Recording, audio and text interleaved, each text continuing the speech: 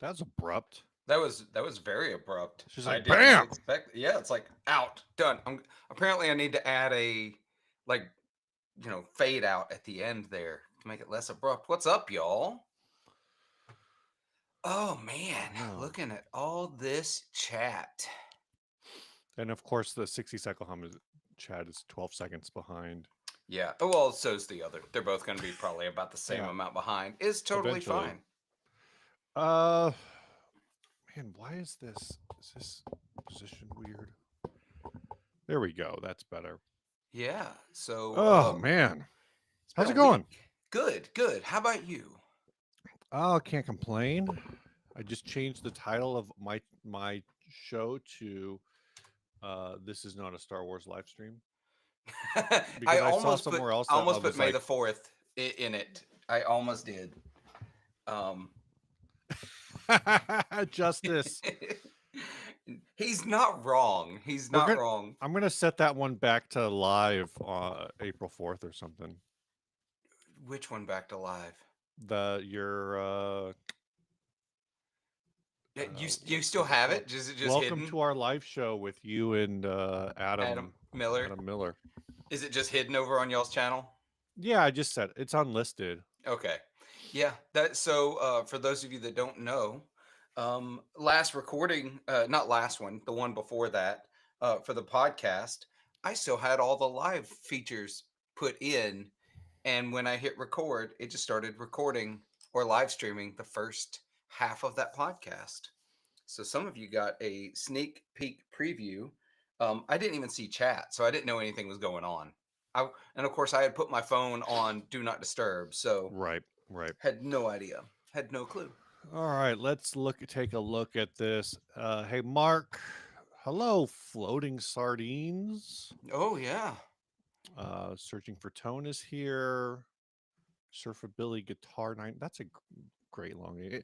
It's yeah, also funny to me how in the Riverside chat it just reduces people to whatever they put for their first name. So like yeah, the bad guitarist is just yeah. I noticed the. that when I chimed in on the Dipped in Tone podcast. I'm sometimes in their chat That's just 40. when they're recording. It's just 40. Yeah. What's weird is people are saying Steve on the left just looks wrong, but aren't I?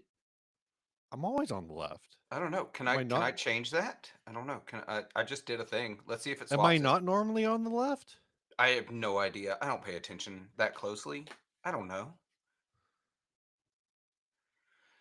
I Let's feel see. like I'm always Big on the left. Fuzz Imp demo this week, Oh, I'm maybe. not on the left on the podcast. That's maybe that's what it is. Weird. Well, you aren't now. I just moved you. At least on my side. Yeah, tomorrow Justice Fuzzimp. Tomorrow's the new JHS gonna nuke the internet. I'm still in Hawaii for another day. Oh yeah. I don't know. Yeah. It's a fun product.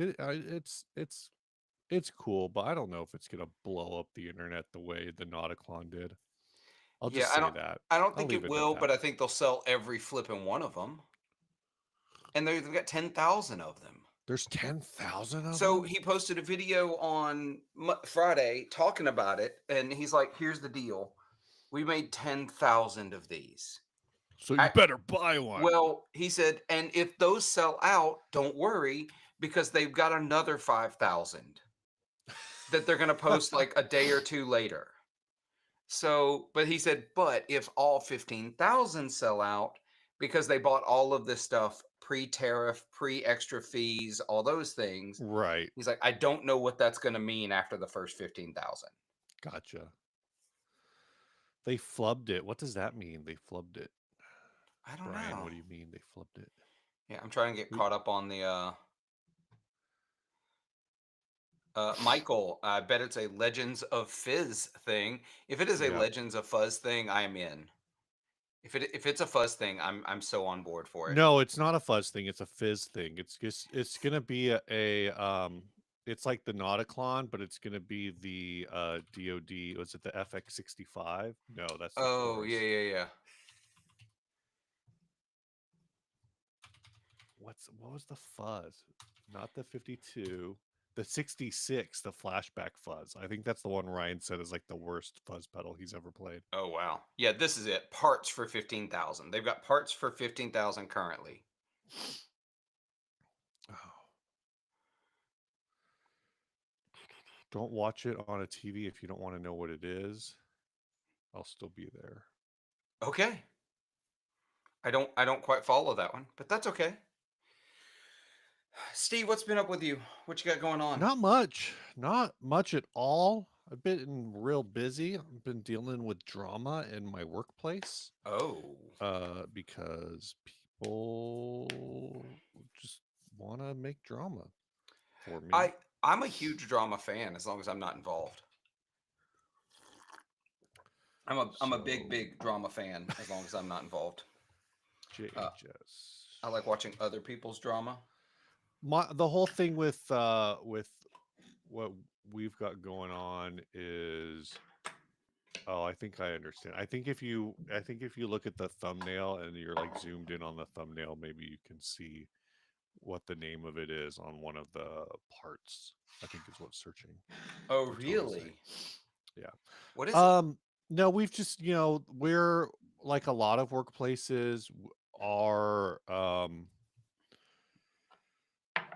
our promotions are for a while our promotions were very fast. Like we had people getting promoted every like 6 to 8 months, and Sure. then that stopped, and now we've had people who have not been promoted in like 3-4 years. 3 years, something like that. Yeah. Now arguably they're in positions that could be like lifetime positions. Oh, okay. So But they're the like problem top of the hill for what they do, kind of thing. but the problem is these people are like 30 and they are doing work above what they are, what like the baseline would be for their position. Like they're doing the next job above. Sure. And we just move real slow, but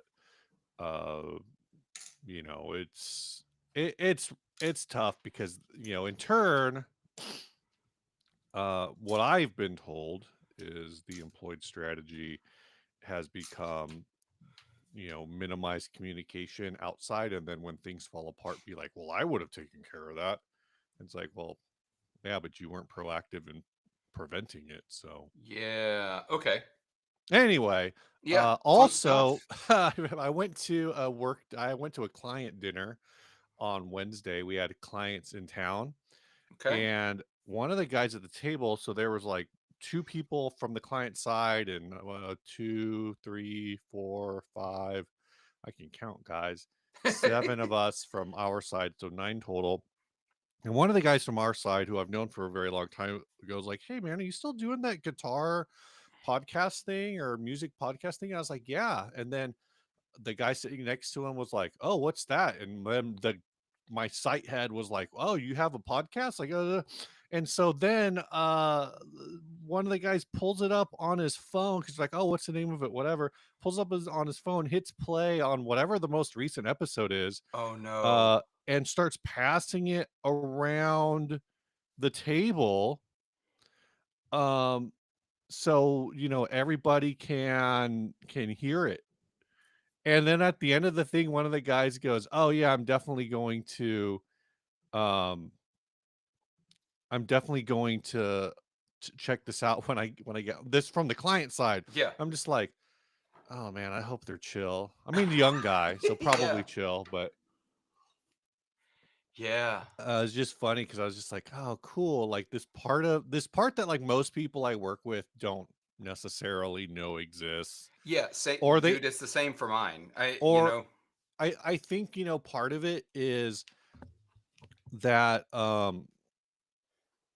they don't know what the breadth is. So I think most people, it's one of those running jokes that like, oh, everyone and their mom has a podcast. Yeah.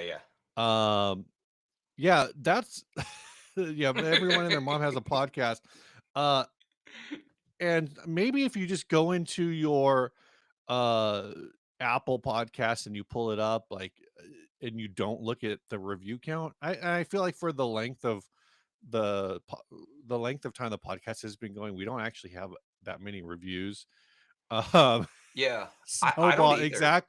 exactly. I'm definitely going to flag this with HR. The that's whatever. But if you were to just punch in on Google, I'm pretty sure, let's see, 60 Cycle Hum podcast. Yeah, you're going to see a YouTube channel with 152,000 subscribers, and you're going to be like, what the fuck is this guy doing in his spare time? Does he even work? Is he Right. just YouTubing all the time? And I'm going to have to be like, no, there's another guy. Let me explain to you how this all works. It's very complicated, and we say fuck a lot.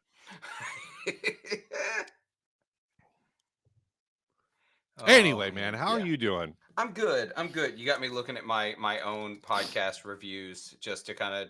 I haven't looked at them in a while. Hmm. I'm always curious what the star rating is. I'm at 4.6 on Apple, so some people haven't liked me lately. That's okay. That's higher than ours. Ours is Oh, 4.4. oh, look at Yeah, that. we got some I don't know. We got a lot of 1 stars. Deal, really? Yeah. I wonder. I Not wonder why. not lately. Like Yeah, I can't really look at it as a lately thing. It only shows me our last the one total. star was in December from TJ6643, who says boring show, Orange Man bad. Oh, yeah, see, I don't get a lot of actual reviews. This is just I think I only have a couple that aren't 5-star Mm. reviews, but just clicking the ratings, I've got some 3 and 4 stars that don't have any reviews tied to them. So I don't know what I did to tick them off. Client, I'm going to unsubscribe. Yeah, Fuzzin, I do if I were to interview, I probably would like, oh, what do you do in your spare time? I'd talk about this. And actually, I recently applied to be on a game show that I don't know what the game show is, but it was like, oh, are you smart? Like, sign up for this. You should audition for this game show. So I did that, and on the thing that was like, what sets you apart from other people? I'm like, I'm a scientist and a podcaster. Yeah. I just have to know things professionally. It's my job. Because it's like, how do you just find that you're smart? Like, I didn't try super hard to like figure it out, like to come up with other things. So I was like, oh, that'll work.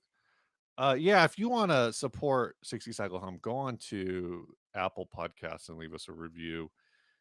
Let's get those numbers way, way up. 195 ratings over 11 years is not No, it's super that's great. actually not a lot. Yeah, if you wanna support 40 Watt podcast, you can do the same thing for 40 Watt. I have 29 reviews over 4.5 years. So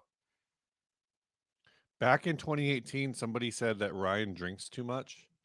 oh, I probably know the episode that's from. Having to listen to Ryan borderline drunk and slurring has been too annoying lately. The latest episode, titled Worst Episode Ever, was really the worst one I've heard. Had to unsubscribe, at least for a while. I'll come back and give you guys another shot. And if it's improved, I'll certainly edit my review accordingly.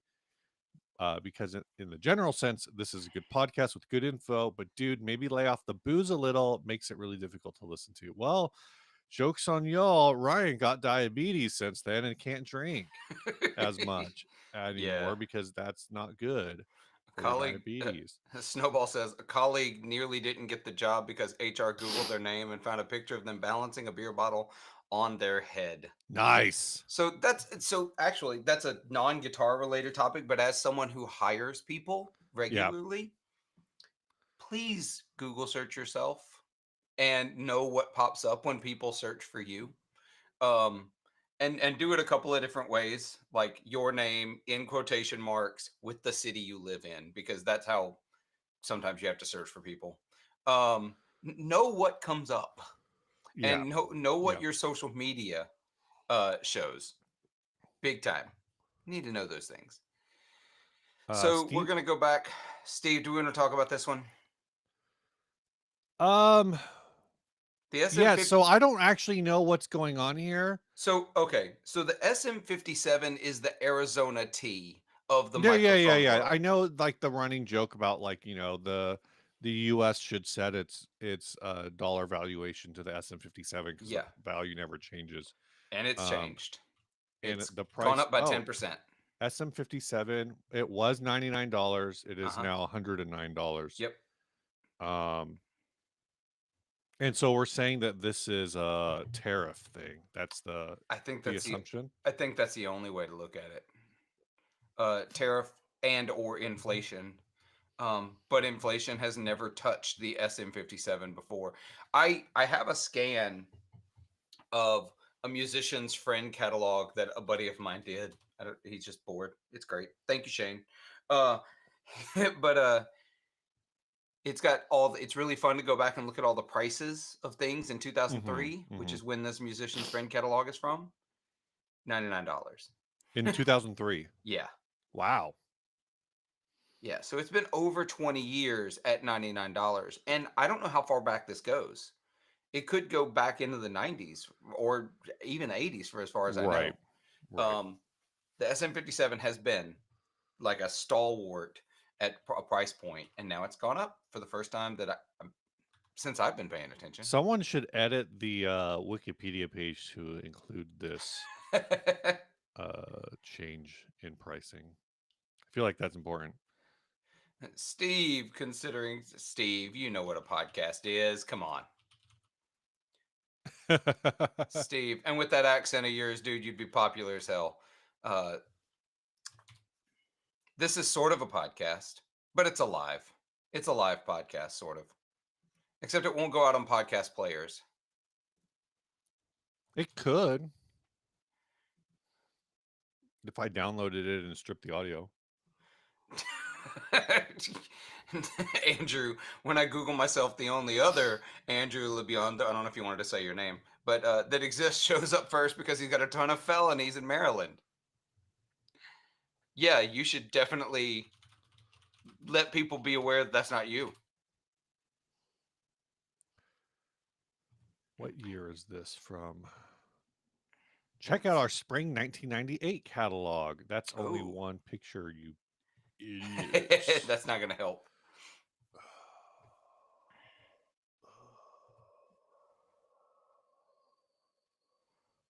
Like, isn't the Yeah. cost? Yeah. So the apocrypha around the Costco hot dog is that suppose that the CEO whatever um was like they changed the board of directors or something. Apparently it's been $1.50 for a hot dog and a soda since 1984, Whoa. according to Google AI, which may or may not be true. True. Yeah. Yep. Wikipedia also says 1984. Sam's Club does a hot dog and soda apparently for $1.38, but I'm sure it's not as good. I don't know. Southerners know a thing or two about hot dogs. So the story was that the Costco co-founder, I think he like retired, and so there was a new CEO, and this new CEO floated the idea of like, well, this is just a loss leader. Maybe we can afford to increase the price a little bit. And the story, and again, from what I've read, this has been debunked, but it was a great story. That the CEO or the founder told the CEO, if you change the price of the hot dog, I will break into your house and murder you in your sleep. What? That is the story. Now, is it true? I've heard it's not true. Who knows? But it's in a Mental Floss article. If you raise the price of the effing hot dog, I will kill you. Figure it out, is the quote. Floating sardines. 84, you're telling me that the Costco hot dog's been the same price, double my age? That is exactly, for almost my entire life, the Costco hot dog has been the same price. Amanda, we're a new hot dog podcast. Yeah, so dude, I didn't have breakfast. Oh no, I had a protein bar that barely I could counts. go for a hot dog right now. Yeah. A Costco hot dog specifically, not like just a. I do have some. No, I cooked all my hot salt like red hot. What are they like the Evergood Louisiana? Oh yeah, red those things. whatever. Hot links. That's what they're called. Hot links. I hate those things. Really? Well, I guess, looking at the ones I'm looking at, they're not what I think of when I think of hot links because like uh What do you think of? there's a couple of different brands that do like the red hot dogs and they look so unnatural that I can't stand them. Oh, So, the bar Barrow or whatever, the cheap ones. yeah, Uh yeah, exactly. The cheap ones. I can't eat them. They look disgusting. I can't handle it. yeah, these ones. Oh, this this Reddit review says the good hot link sausages are absolutely atrocious. I couldn't even finish one. They tasted like it had the texture of actual rubber bands. I'm like, did you cook it? You're supposed to like cook it, right? Floating sardines. I need to move to a place that has Costco at this point. I could live off from this alone in hard times. Yeah. I have heard there every once in a while there's someone will make a video that's like I ate Costco hot dogs for 2 weeks. Here's what happened, kind of a thing. Oh yeah. Um It's sort of like that supersize me. I ate nothing yeah. but McDonald's for 30 days. The last one I saw was a dude ate nothing but like he basically ate Costco hot dogs 3 times a day for like 2 weeks, and I think he said he lost like 5 pounds. What? Yeah. How is that possible? Because it's dude, at the end of the day, like your whole whatever like health, are you getting the right nutrients, whatever, is one thing, but at the end of the day, like it's the super size me. Have you read the debunking of the super size me thing? Yeah, yeah. It's all fucking fake. Yeah, Morgan yeah. Spurlock was an alcoholic. His whole like my liver's failing because I ate McDonald's. No, your liver's failing because you were drinking a fifth a day for a month, bro. Like, Right. come on. Um, and there's a dude in Kansas State University who went on a Twinkie diet where like he ate nothing but like Twinkies for a month or something, and he lost like 20 pounds. Ooh. I'm fucking those numbers up, but Yeah, yeah. But I get the um point. I get the point. because basically what it came down to, and this he's a professor, it's not like a guy just messing around. He did 10 weeks, 10 weeks of what he called the junk food, or they call it the Twinkie diet. And basically he called it the convenience store diet. But what it came down to is that he was only consuming about 1,800 calories a day, down from a baseline of 26. So he Yeah. lost 27 pounds in 2 months. And his diet was things you could buy in a convenience store. So it says 2/3 of his total caloric intake came from junk food. He took a multivitamin pill and drank a protein shake, and then he would either eat a can of green beans or some celery. So that was his vegetable input, was like a Oh can my, of green no. beans. No, absolutely not then. I love this. I ate Costco hot dogs for 2 weeks. My doctor gave me 2 weeks to live. Or Steve, vegan hot dogs and real hot dogs contain exactly the same amount of meat. Because those Bad Guitars was talking about the what's the brand, Field Mark or whatever. Those Yeah, ones are yeah. pretty good. Field Roast. Field roast. So Jacob, if someone does a supersize me, but with Taco Bell, I'll be in trouble. So I'll tell you something interesting about Taco Bell that went way under the radar, and I don't know if this is still the case because this data is a little They're old. the healthiest fast They food. are the healthiest fast food restaurant. I think they were supplanted by Del Taco. No, that's possible, but those aren't over here in the southeast. So Mm, we don't. hmm. We there's like one Del Taco. Actually, it's in Tuscaloosa. That's the closest one for me. That's an hour and 45 minutes away. Um, But Taco Bell had the reputation, the basically dog food grade meat and Yeah, blah blah blah yeah. that it had. They actually hired a nutritionist to completely revamp their menu, change their ingredients. You remember the Fresco line, which is I was still gonna an say it's option. because they have the Fresco line, or Yeah, and Fresco line. they changed they changed the meat they use. They changed a ton of things about their Right. entire menu, and then they just never advertised it. They Yeah. Because they knew no one would take them seriously if they advertised going healthy. So they just changed everything, made it healthier, and said, "All right, that's it. We've done good." And it turns out they are. They're the healthiest fast food restaurant that's at least fully Yeah. nationwide. Michael says, "I've yet to find a good vegan hot dog. What I recommend if you're interested in it, one hot dog. There, you have a point there. But I would say the Trader Joe's soy chorizo is pretty damn good. Hmm. It's worth picking up.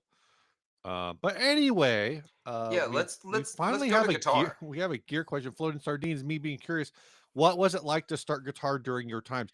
What I guess I don't know is what it's like to start guitar now. Like if you are a beginner Yeah. guitarist now, what's your first piece of gear? I can say that I borrowed like I would probably so my first guitar is kind of weird. My first guitar is a Jag Stang.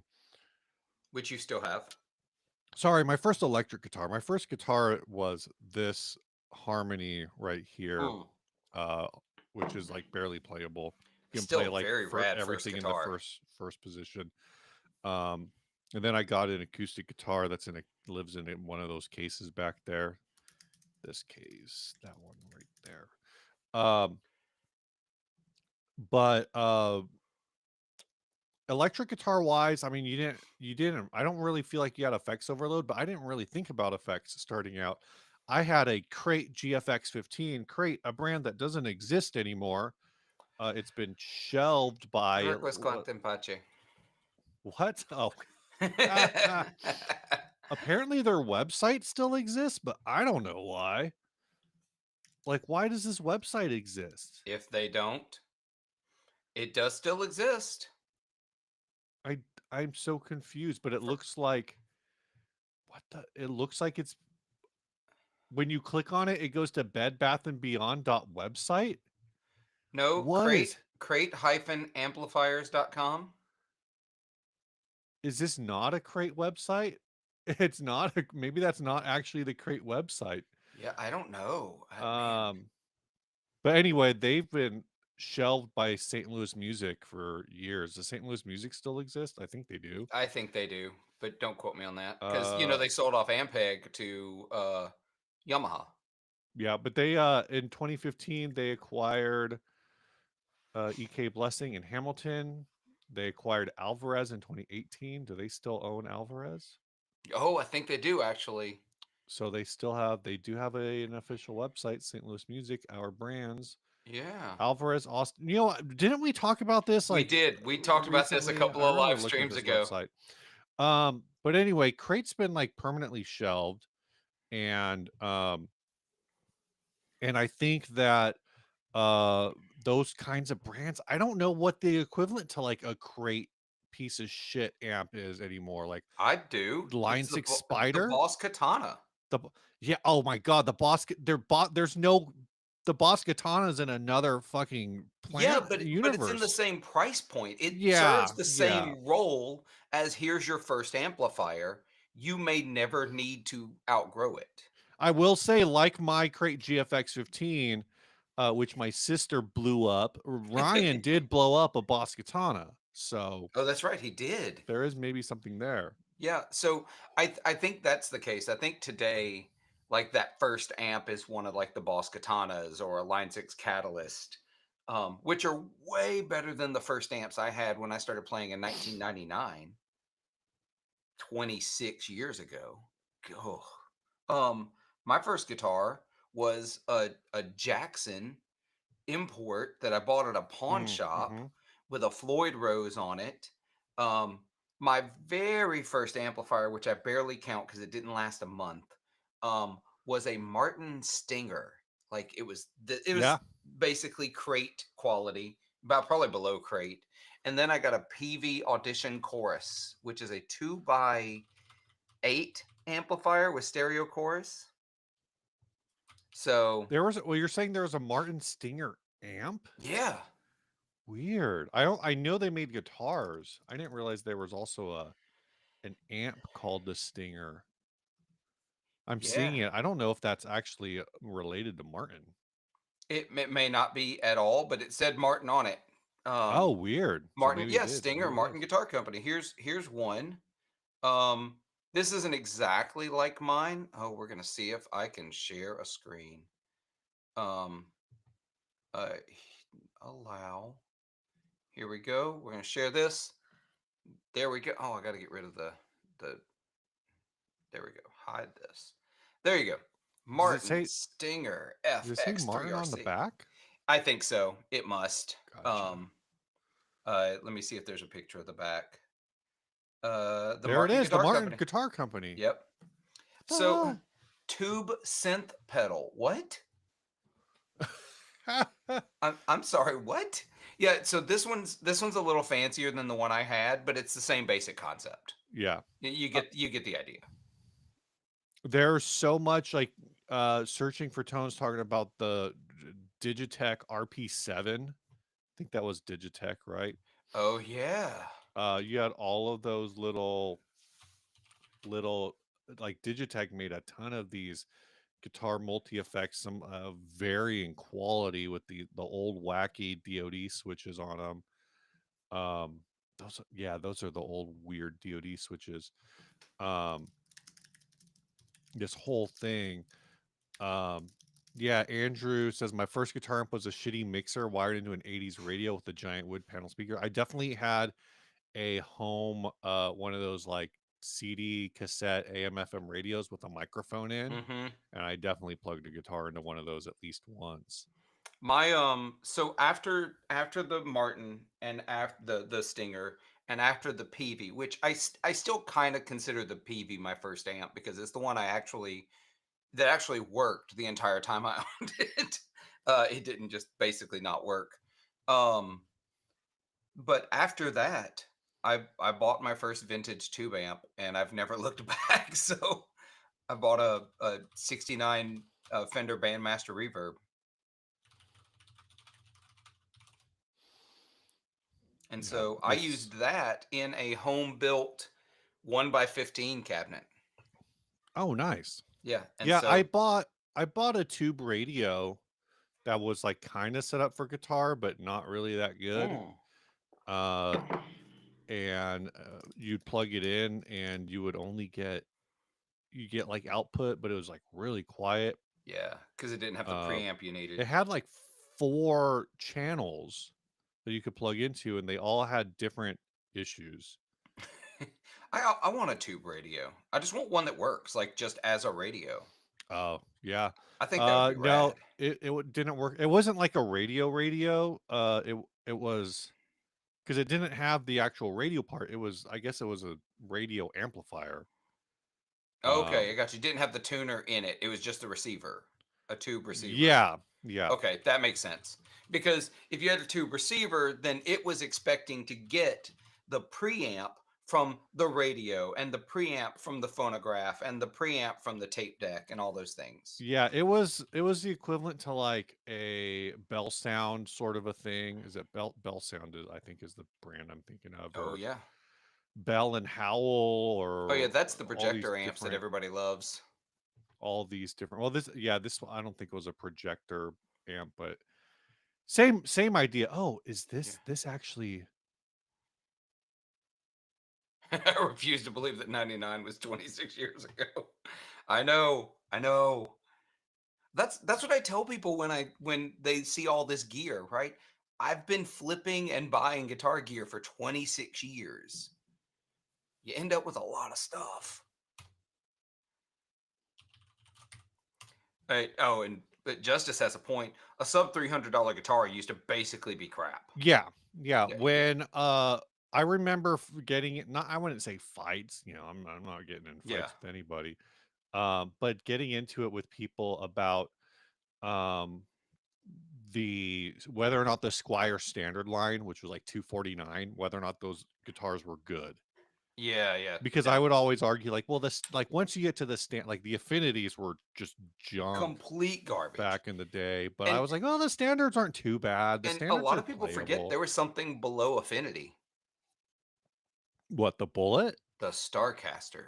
Oh, but the Starcaster's a Fender product. It's not a Squire. No, no, yes, it was. It was actually the brand name on it was Starcaster by Squire. No, it's Starcaster by Fender. Oh, Maybe now we're both. unless they did more than one. It's possible they did more than one. But Maybe. I definitely remember the ones in Walmart and Costco being Starcaster by Fender. Oh, maybe they were. They even have a whole Wikipedia page dedicated to Starcaster by Are Fender, you serious? 2001 to 2014. Ooh. I had one that It someone it gave me, and I couldn't get rid of it fast enough. it did come with a Squire amp, Oh, okay. a Squire SP10. I couldn't give that thing away, man. I believe it. Um, Here's a couple of comments we want to talk about. I want to talk about this one. A Ace Cyprium. Princeton 2. I'm assuming you mean the Roman numeral 2, or do you mean the Arabic numeral 2? If you mean the Roman numeral 2, I traded in my Bandmaster Reverb for a Princeton Reverb 2, and it was a great amplifier. I've had in that series the Princeton, the Twin, the Deluxe. That may be all that I've had in that series over the years. I'm not All sure if those I've. are all Riviera Mark. Oh, okay. Yeah, they were all designed Yeah. by him. It was Fender trying to compete with Mesa Boogie because they Right. all had a second channel. They were all kind of hot rodded. Yeah. Yeah. Uh, was the amp choices in the day was solid state that bad in the budget range? Yeah, it was so bad. But also, a decent tube amp was dirt cheap. I bought my Bandmaster Reverb for $450. Yeah. Well, but I mean, I think $450 when you're 16, 17 years old, like that's a thought process. And then you're like, I'm gonna bring this into my space. You're talking about a bandmaster. Like, where the hell are you gonna put a bandmaster in a 10 by 10 room? Yeah. You're buying a head. Well, that's actually why I got the Princeton 2 because I went to college and I did not have room in the dorm room Yeah, for the Bandmaster Reverb 2. you're I gonna had spend $400 on a bandmaster head, and now you're gonna have to spend another $200 on a cabinet. Yeah. But I mean that combo cost me. I think I traded even for that combo. So Yeah. back then people would still pay money for big amps too. So Yeah, Steve Siegel says I gig with a Hot Rod Deluxe. That was was that my first tube amp? I think that was my first tube amp, the Hot Rod yeah. Deluxe. I've had a couple of them. My sister has ended up with both of them. Yeah. So And to Fuzzimp's point, it was usually that the stock speakers and the cheap amps were pretty bad. I plugged that Crate GFX into a Mesa Boogie 4x12, and yeah, it wasn't loud, but it sounded pretty good. sounded better at least. Yeah.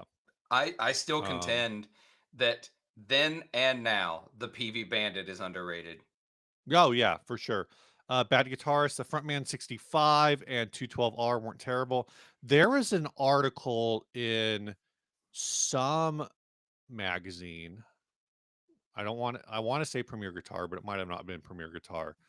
That was about how to get Stevie Ray Vaughan's tone on a budget. And the recommendation in that article was to buy two Fender Frontman 2x12s. What? Yep. I'm I pretty sure it mean, was. I can't deny it, but I'm trying to find this scan of the musician's friend. I feel like that might be a Mm, fun thing to sort of die the way we're going. Um, let's see. I'm gonna find it. yeah, I don't know where for the life of me, I wouldn't be able to figure out where I saw that article. But I know a lot of people because the Fender Frontman was just loud and Okay, it's not neutral. it's not the entire catalog. So It's wild to me that PRS used to be a call for price brand. yeah, you couldn't find out how much they actually sold for um unless you actually called and talked to them. They weren't allowed to advertise the price. Yeah. Um this was so in 2003 Fender S1 switching came out. American Deluxe Stratocaster $999. Yeah, which that's probably what the equivalent to uh the What's just Ultra now? maybe or maybe just below Ultra but just above American Pro, I don't know. Um, yeah, because the American Pro is the American series, right? That's the same thing. Yeah. That's the equivalent. Yeah, so So your whatever your American standard is on here, that's the Pro 2. That's the yeah. current Pro 2. So standard telly, $350. That's the classic player right there. Yeah. That's Yeah. essentially. That And is then the well, best now guitar it's Fender made now at it's that the point. standard because the standard's back. Yeah, but made in Mexico. But the best deal in this entire catalog is the Highway 1 Telecaster at Yeah. $599. I never got along with those because they only have 21 frets. Oh, see, I don't need more than 21 frets. There's no money up there. It just looked weird to me. Yeah, I would have every one of the Highway 1 series of instruments if I could. They're all very, very, very good. Oh, and the Mhm. original Strat Acoustic. No, that's the second Stratoacoustic. Oh, is that the Oh no, second no, one? okay, sorry. I'm looking at the Acoustasonic Oh, yeah, yeah. Stratocaster. I'm No, looking at not the this one one. below. Yeah, Yeah, that is the original. Those things were, oh my God, they were so yeah, bad. and then the Acoustasonic. I can't see the chat, y'all, if y'all are going off about this, but Well, the um, problem is the goddamn Riverside doesn't scroll the chat. I know A it doesn't have to scroll the hard way. Cyprian wants to know what year this is from. 2003. Yeah. This is 2003. And there's your Jag Stang for 530. Yeah, yeah, which is cheaper than I think they originally were in 1996, actually. I think Wow. in 1996 they were 630. I remember thinking that these signature editions at $1,300, $1,400, I remember thinking, who in their right mind pays Oh yeah, $1,300 for a yeah, guitar? yeah. Or like that 62 Jazzmaster, I think is Yeah. Japan. Like that was pretty much the only Japanese imports at the time. Mm-hmm. Well, I guess all of the offsets because well 2003. I'm not sure if the Jagstang production had moved to Mexico by 2003. It might have still been in Japan. Um, $350 in '03 is $608 now. yeah. Hi, Joe. Oh, also hi, Amanda. And who else has come in? Yeah, we've Teledriver, we've just been kind of talking. Self Toast. Oh, there's the Affinity for $170. Yeah. What's You, an you, Affinity now? that's a good question. I have no idea. Is that Affinity Telecaster? I think they're like 300. 349. Good Lord. So the cost of an Affinity now is what a classic Vibe cost 15 years ago. Which is Yeah. wild. So now we're into the Gibsons. Gibson Les Paul Standard with a 60s neck, $1,850. Yeah. So really, when you think about that, like, what are they now? 25? They range between 26 and 28, depending on finish. Let's see. Where's just a standard 60s double? I don't care Yeah, about. I standard don't. 60s with a plain top in ebony is $2,600. Yeah, here we go. Gibson Les Paul standard 60s Bourbon Burst 2800. Yep, because you got So the transparent finish. so when you think about it from like a percentage standpoint, the price of a Les Paul standard has gone up less than there's a plain top ebony 26 has gone up less than the Fender stuff. Yeah, so adjusted for inflation, um, let's see, what is that? Is that 1900? I'm in a different tab. 1850. 1850. We're gonna put this into a calculator. Starting gear. No, we don't want it that far back. 3. Are the widows being sold? So sorry, as you calculate that. You're good. That's, by the way, that's over $3,200 Yeah. today. So adjusted for inflation, Gibson prices have gone down. Right. I'm looking at this Indigo Burst. Who called that out? Steve. Check out Epiphone's new Les Paul Widow. The Indigo Burst is visually stunning. Gotta buy it. It is. I don't really understand the whole Widow thing. I didn't even know these existed until Firefly started cloning them. Yep, exactly. 100%. Um I don't know that. I know there's some kind of history with these things being made in Japan, as the Gibson Widows, or like they were maybe they weren't made in Japan, but they Mhm. were. It's like a Gibson product that was like a Japanese domestic market product. I don't really know what the point of them is. So I love this. Eight I'm hundred looking at dollars. Epiphone prices now. Yeah. So if you look at Epiphone prices, I'm looking on Sweetwater here real quick. Um,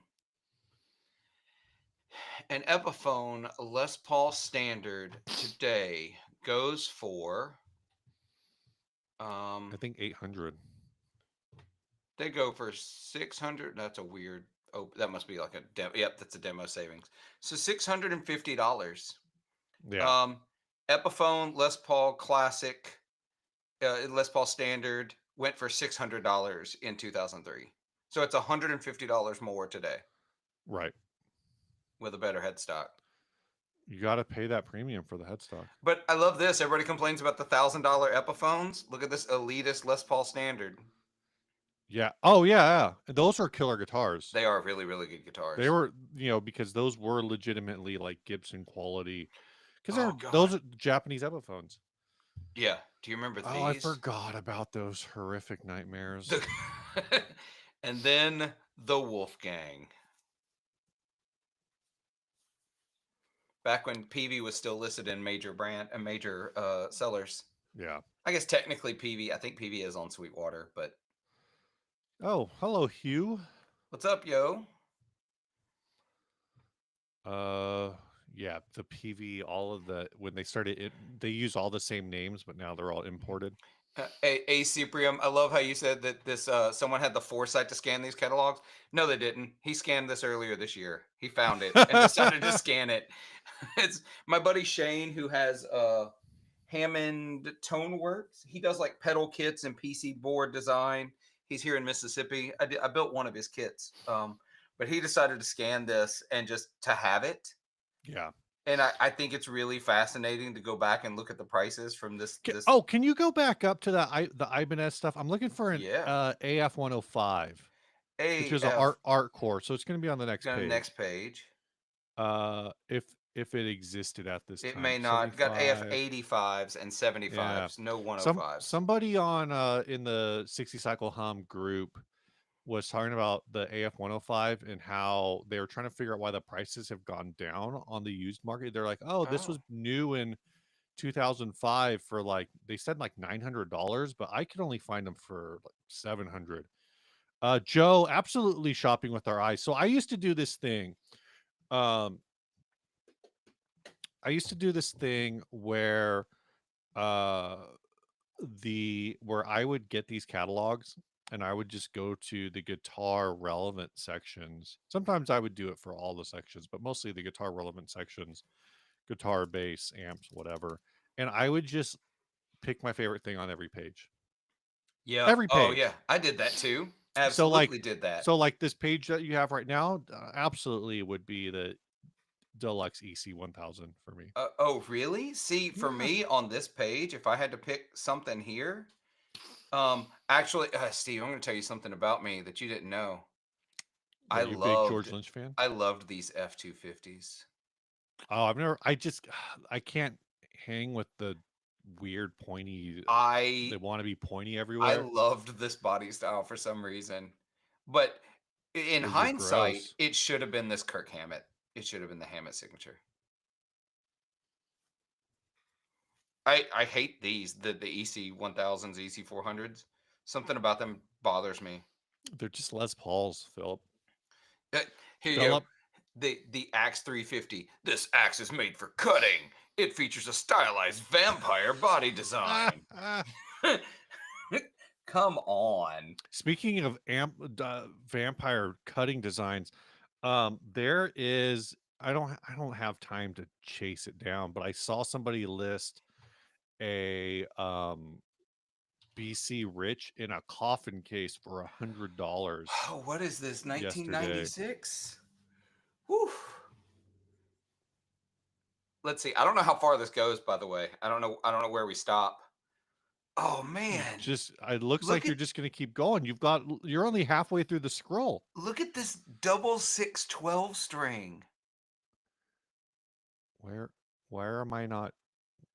Oh, Look at I've this never. Oh, thing. that's a Burns. Yeah, checks out. That feels very Burns. I want one. Is 2003 considered old? Yes, Joe. 2003 is considered old. Okay, so here's one in the UK. Here's one in Australia. There's not one in the US, and they're like $1,200 to $1,400. So I will not be getting one, but I think they're very rad. Look at these Gretsch prices. Are all the Gretsch prices basically unchanged? I man, I don't know. I haven't priced a 6 Series Gretsch in forever. Me either. I know my White Falcon behind me is it retails for 3,500. Oh, So okay. So all these price. Well, go back up though, because that's the Setzer signature's 3260 here. The Setzer signature now is 3600. wow. Let's see. Is there a what's the 62? The Nashville. I'm not seeing the Nashville because so much of the Gretsch stuff, the 6120s, there's so many freaking signature this, signature that. Yeah, look, all of these are 6120s except this one that's a 6119. It So looks like most of the prices are up about 10%, which is pretty wild. Rickenbacker was also call for price.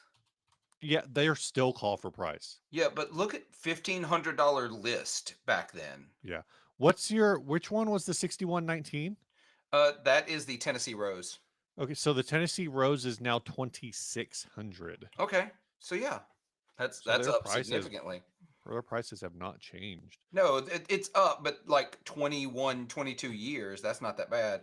Oh, here we go. Wait, first of all, Parker, Yeah, just in Parker. general.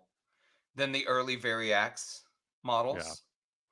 All right, we're gonna go down. We're in pedal territory now. Let's look at this. Do they even have the list? I'm trying to see if they even show the list pricing anymore on Sweetwater for the Rickenbackers. I don't think they do. Hugh was musician's friend and a vintage of Guitar Center in '03. I think so. I think so. I think it still is, isn't it? Uh, I'm glad you're doing all the current price looking because I can't jump tabs fast enough. yeah. Musician's friend. Let's see. Musician's friend was acquired in 2000. Okay. So yeah. So here we go. Um floating sardines, call for price sounds atrocious to deal with. That was the way manufacturers did it and still do it for some things. Yeah. Oh yeah, I forget that Gibson that Guitar Center is owned by Aries Management. We talked about that before because Yeah. I own Stock and Guitar Aries Center. management. Yeah, you do. So let's look at this. What's a DS1 go for now? It was on sale for $49.99. It was always on sale. What's a DS1 now? I feel like I should look at musiciansfriend.com just Oh yeah, just go just to apples to match up. apples. Instead of Sweetwater, even though, well, it doesn't really matter. We're not posting affiliate links. DS1 is $69.99. So it's gone up $10. Yeah. Oh man. Okay, so that one's of course this was the DD20. This is the early platinum payments of $15 a month. Hear many of these pedals online.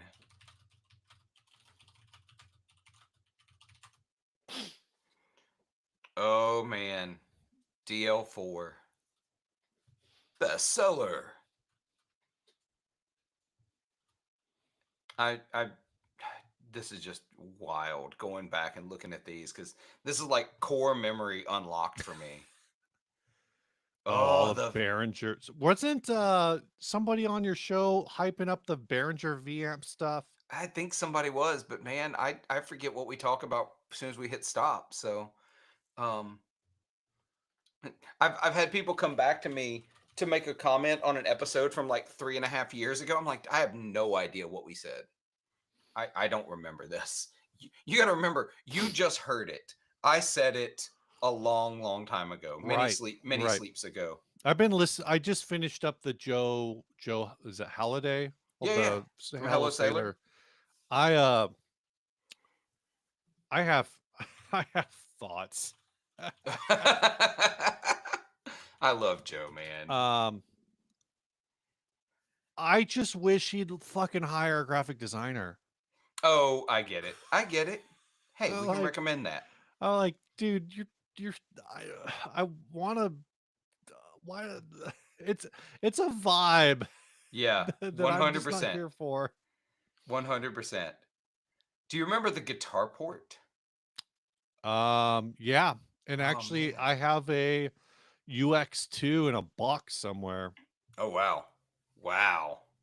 Yeah, so I don't know if I think because you're in the effects section, it's not going to be there because the Oh yeah, yeah. UX2 is um yeah, Pod Studio UX2. I have the red version, so not the one that's uh that immediately came up. I I used it so once or twice.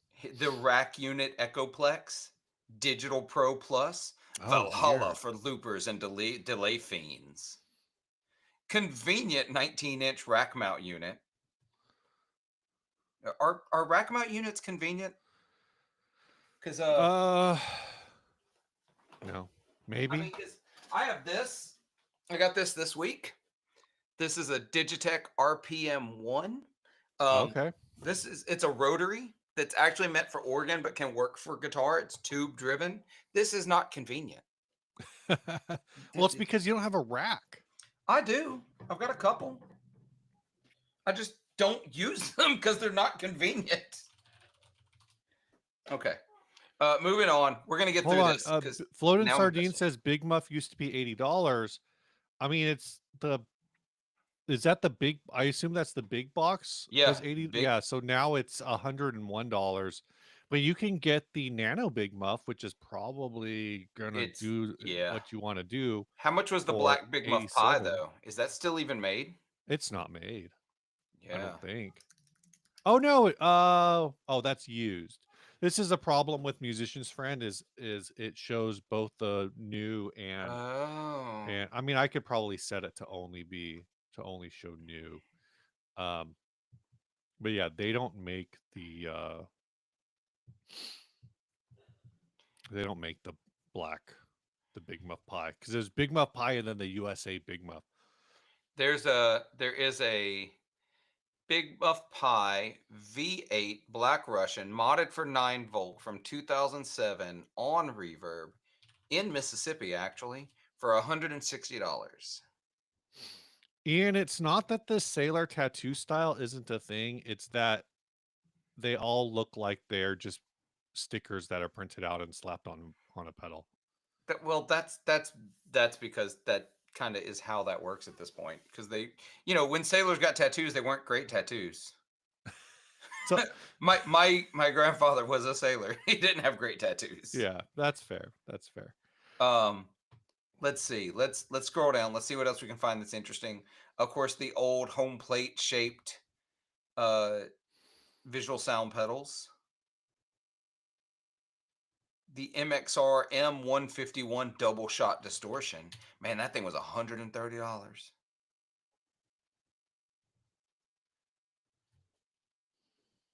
Then there's a whole section for tuners. Oh my god, All three of them? there was a coffin case for your amp. That seems like not ideal. Pedal board And a coffin pedal case. board? Yeah. Yeah, that there's a like I was saying earlier, there's a BC Rich Platinum Warlock in Riverside, so about maybe half an hour from me, in an ABS plastic coffin case for $100. It went up last night. Why have you not gotten it yet? Because it went up last night, Philip. I don't care. Oh, well, I mean, because I'm here talking to you. Have you at least sent him a message? No, See, you're not even because I'm trying. not gonna have time to get up there until Monday. Oh man, talk about bad solid state Oh amps. my god, do they still? Did they finally kill this line? I hope so. MG series. That was atrocious. Yeah, this is the Yeah. worst. Yeah. I'm really sad how much fun I'm having doing this. Um so I'm so sorry y'all if you're watching this and you're like this is awful. I'm having a blast. Um we're getting close to the end cuz we're in amps now. I don't know Here's if you're getting close to the end. You're only 2/3 of the way down the I scroll. know we got to figure it out. I don't really care that much about Marshall amps. Randall amps. Here's some Ibanez tone blasters. Gross. I know, like The all of The this. Ibanez, like there was just so much budget ass solid state in this time, And it and was like so bad. not a good way. No, it just wasn't Um, good. You could get a 5150 head and cab for like $1,600. head and cab 5153 is $2,600 now. Whew. That's because it's not even made by PV. Yeah, That's the that's the EVH Fender. brand. Oh right. So what's Yeah, the 65? Is the 6505 6505. even made? Yeah, they still There make it that. is. 6505, the 6505 original, Yeah, or I guess it's now they call it the 6505 1992, yeah. is $1,700. Good. That the head alone is more than the head and cab then. Yeah. So then the classic 30. The cab is $1,000. Yeah, the cab here is $600. So significant increase. What's that? 66% increase? Yeah, Went up by $400. about, yeah. Cyber series, the Cyber Champ Deluxe and Cyber Twin. I remember those. Me too. Those were cool-ish, but they felt, this has always been a problem with a lot of these like fancy pants whatever things, is that because they were mechanical knobs that you could turn, but like Mm-hmm. they they've just felt so bad to turn. Like they just felt gritty and not smooth, and it just made you not want to deal with it. Yeah, 100%. I've played a couple of them because they came in the secondhand shop I used to hang in out in. Mm-hmm. There was always something that did not work. Yeah. Um, Scrolling down, here's the Hot Rod Deluxe. Here you go. The blonde Hot Rod Deluxe was $600. And these are not these were finally with this is a thing that actually interestingly has not been just I feel like has not been talked about much. Oh, the Hot Rod Deluxe is still around. Never mind. Yeah, But it's still here. they're Yeah, $1,000. they are. The Another div That's another 66% increase since Yeah. 2003. I think it's the DeVille. They only make the 2x12 now. I They don't don't think make they the make 410 anymore. they don't make the 410 anymore. Uh the DeVille 212 is $1,200.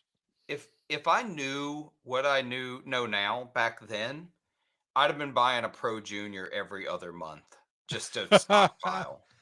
If only I knew how good those were as amplifiers. They are Pro Junior is $650 now. Mm.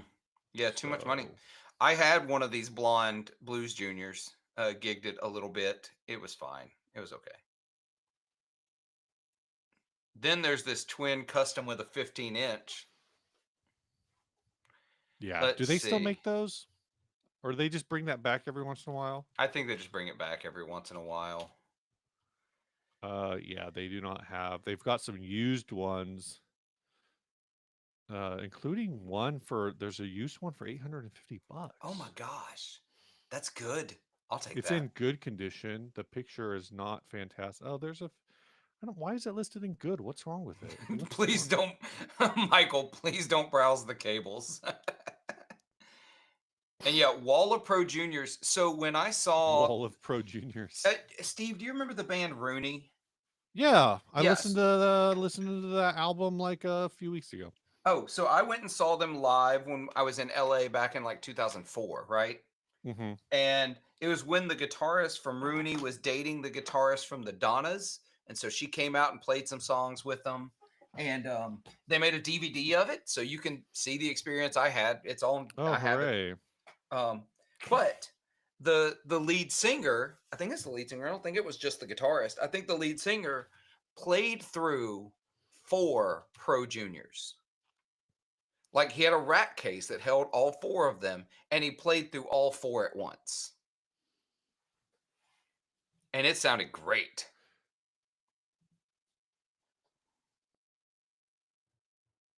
Was it Are you talking? Is it Robert Schwartzman you're talking about, or I never knew the names. the other? Do we talk about? Do they talk about this guy's? Was it the famous one or the other guy in Rooney? I That's didn't know really there were differing ones.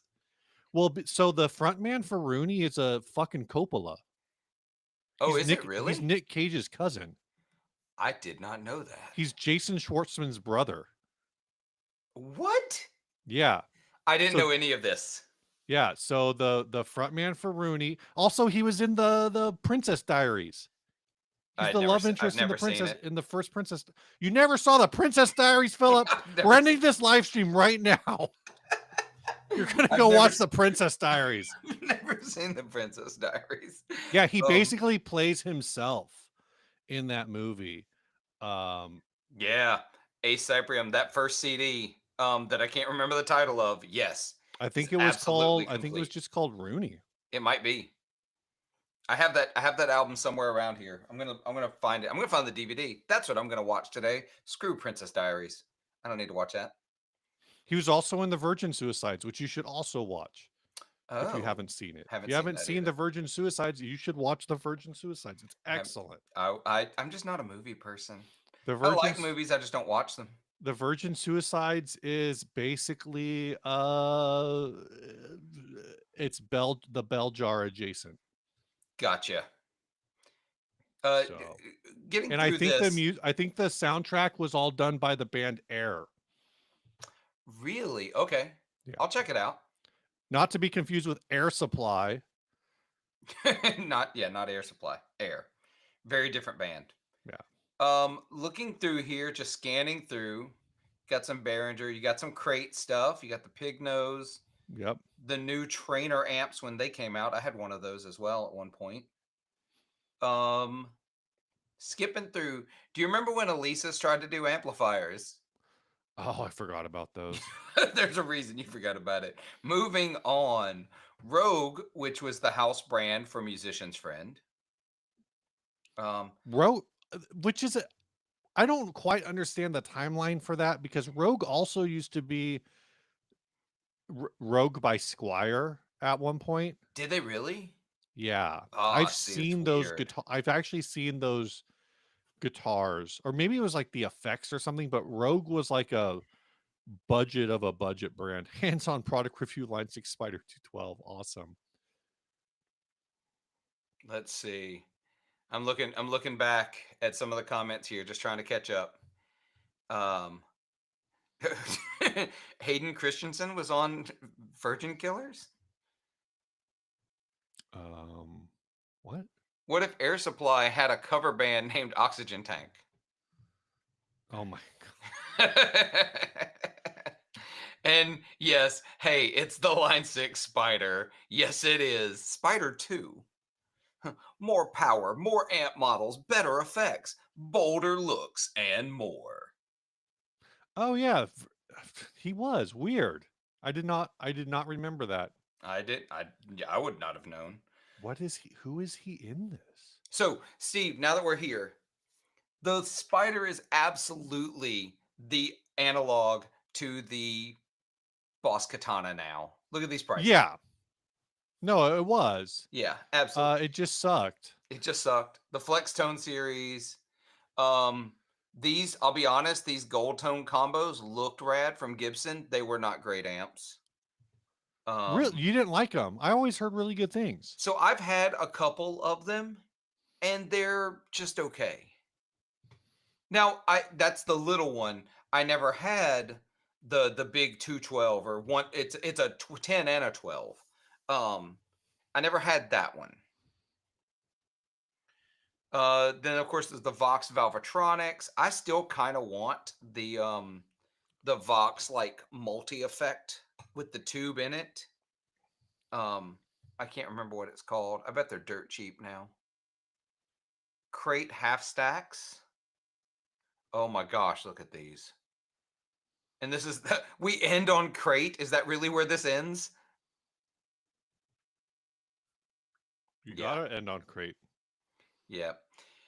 All right, we're gonna stop sharing that. We're gonna go back to just chatting, y'all. This has been a wild experience, It's a blast from the past. right?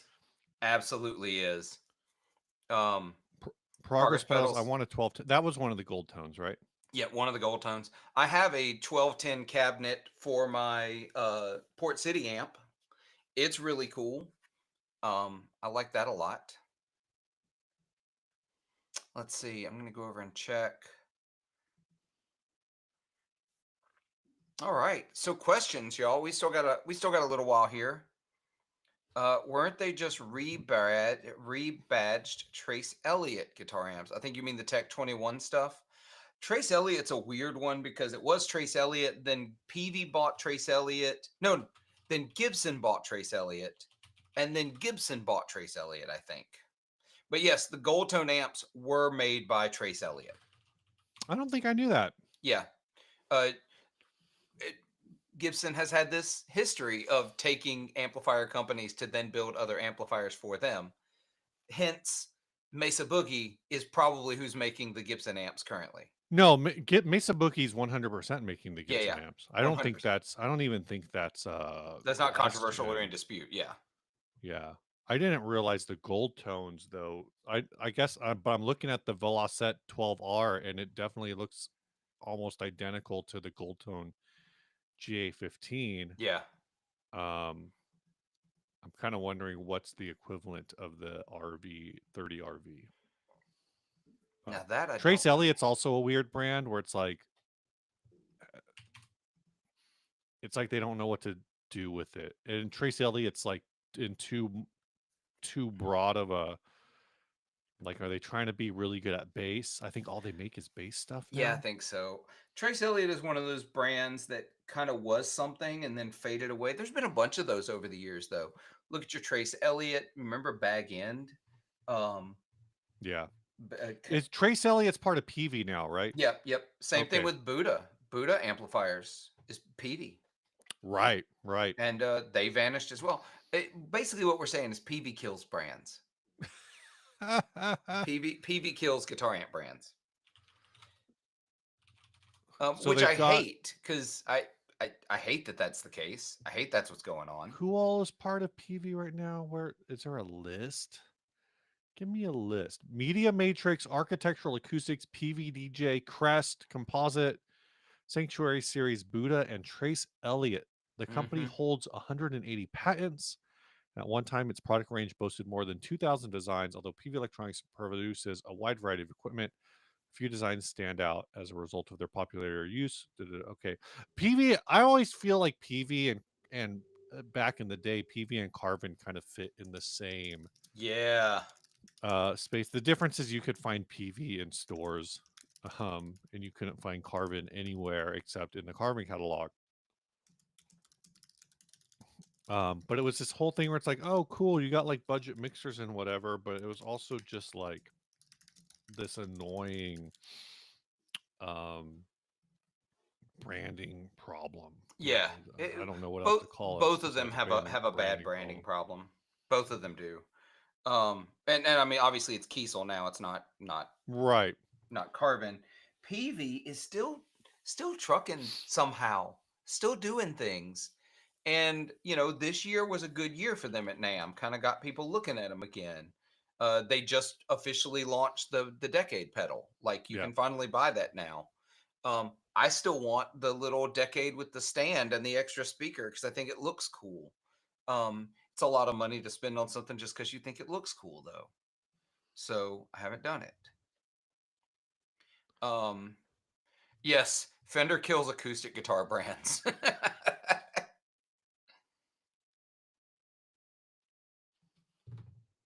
Yeah, are RJ's they? cracking the whip on me over on the side here. I got to get the YouTube shorts published this morning. Oh yeah, yeah. I get that. Got to get that done, man. All right. Um, PV ruining Crest still makes me cry. Yeah. I mean, if they weren't, if that's uh, I always, I sometimes I'm like a mixed, feel a little mixed on these things where it's like, um, maybe if they didn't suck in the first place, they wouldn't have been. Oh, Crest Audio was acquired by PV in 1999. Yeah. But maybe if they didn't suck in the first place, they wouldn't have ended up being owned by PV. Uh, I So don't know. I'm going to answer this one for floating sardines. I wonder what people did trying to emulate tone from people's artists. Was there a mystique to it because the internet was still a new concept and spread hoaxes? This is why, and I realize you're new around the guitar space. I think if I remember the comments earlier, this is what guitar magazines were for. Yep. And so I'm going to show you what we used to use because someone has compiled a bunch of them. Guitar Geek. Oh yeah. Well, So these weren't compiled. no. This is a website that has compiled them. No. Oh. These are the original guitar rig diagrams. Yeah. But like this website isn't Guitar Geek, or this is just the database that where they Oh, I say see. Yeah. Bobby Kittleberger is cobbling together all the old Guitar Geek rig diagrams. But even this is like internet era. Like these aren't Yeah. from I'm saying these aren't from magazines. Well, These so Guitar Player magazine would publish one of these in every issue. I think they published something similar. Yeah. Well, no, because they were Guitar Geek branded. Oh, were they? Yeah, I still have all my old magazines. I shouldn't, but I do. Um, Gotcha. Well, Guitar Geek is now owned by Guitar.com, I think. oh, Um, I didn't know that. but GuitarGeek.com, I actually used to, yeah. So if you try to go to GuitarGeek.com, at least it used to redirect to, now it redirects to some guy's YouTube channel. That's interesting. But it used to redirect to Guitar.com. Um, and yeah, it's a whole I used to go to this site all the time. Wampler was on this site. Nick from Cattle and Bread was on this site. A few other builders were big Guitar Geek Yeah. guys. So a lot of these graphics were set up by the guy who owned, I forget what the guy's name was that owned Guitar Geek. Oh yeah, and see, I never saw that Tosin Abasi Animals as Leaders 2011. Yeah. Wow. Audio Slave 2004. I used to love when I would see a rig like, let me see if I can find one. Like, you can guess the kind of rigs I'm talking about that I loved, though. But so even a lot of these though were, Stevie Ray Vaughan, 1985. Look at this. yeah, a lot of these were, this is internet era. This is a lot of what's the thing, like in terms of what would people do to check or trying to chase this. Sometimes you'd go to interviews in magazines and stuff and you'd get, Eddie Van Halen saying weird shit that totally wasn't true just because, just to fuck with people. Yeah, 100%. 100%. People would just make stuff up. Um, and even back in the day, you could only trust so much. There'd be magazine Yeah. interviews, and if you wanted to go, this is back in my day for me. That's what this feels like. But if you want to go further back, like the age pre-internet, it was still magazine articles, interviews. You had to track it down and figure out what they were using, and then you had to hope they were being honest Yeah. because some people just didn't want you to know. Um, Joe says, man, graphics programs then compared to now. Honestly, I don't think anything beats this aesthetic. Yeah, no, this is so I, perfect. I think it's like the right level of kind of a hand-drawn vibe. Their organization, like the font choices and whatnot, could be improved, but Oh, 100%. in terms of like, this is a very like 32-bit vibe that I think is kind of timeless.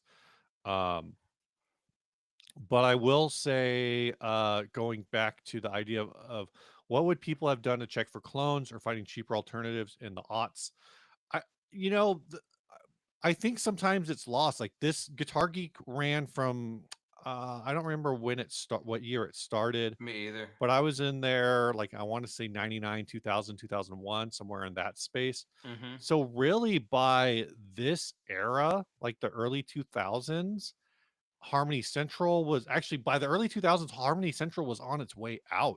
Yeah. But you Same with the had I was on the guitar.com forums back then, and it hmm, was on its way out too. but the Gear Page, what year was the Gear Page founded? Like I don't remember. Oh four. Was it '04? Um, I don't know actually. uh, so there were a lot of other pages that existed. These uh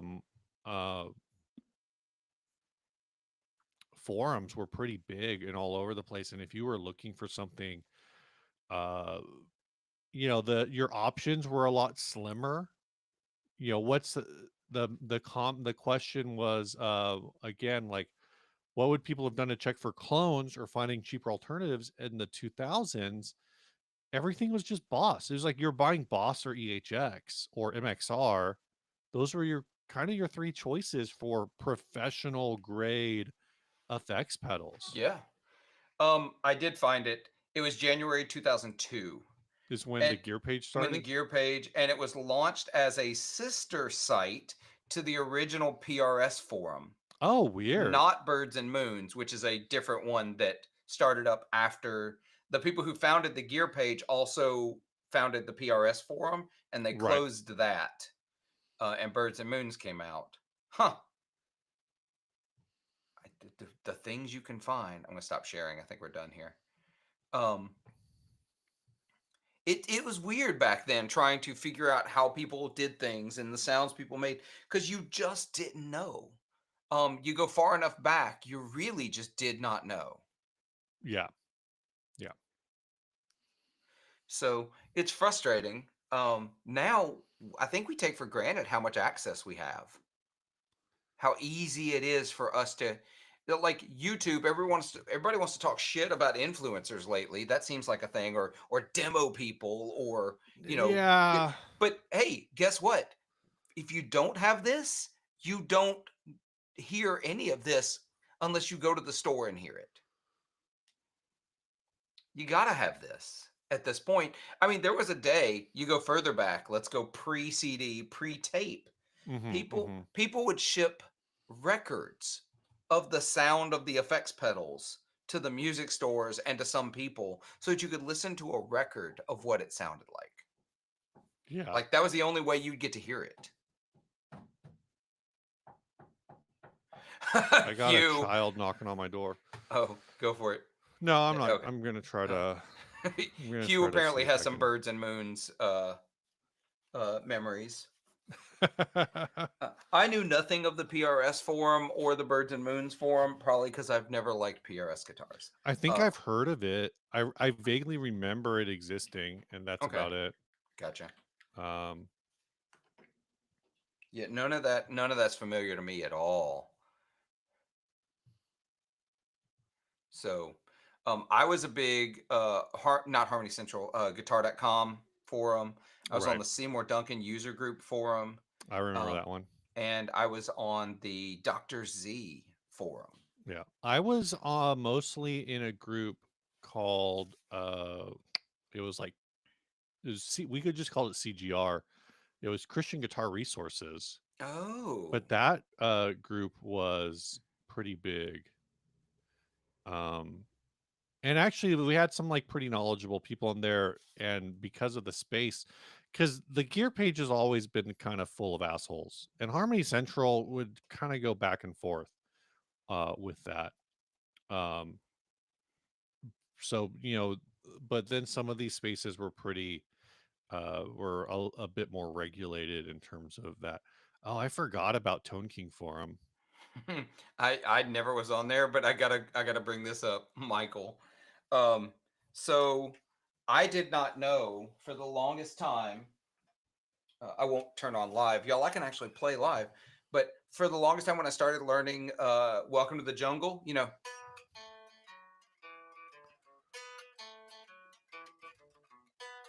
Yeah. didn't know it was a delay, so I learned to play.